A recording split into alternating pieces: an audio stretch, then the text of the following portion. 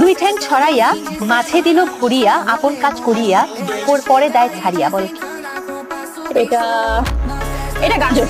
পুদিনা। চমলক্ষ। সময়।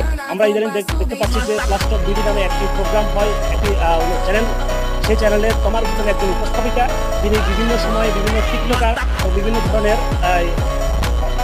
ধরনের আপনার হচ্ছে কি অভিনেতা ধরে নিয়ে এসে বিভিন্ন শব্দ চয়ন করে এবং এই শব্দগুলো বাংলাদেশের সামাজিকতার সাথে সম্পূর্ণ অসঙ্গতিপূর্ণ।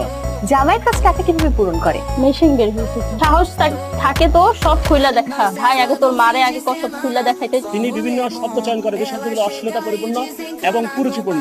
5 বেটাই ধরে 32 বেটাই করে, এক বেটা ধাক্কিয়ে নেয় ঘরে। বলো কি?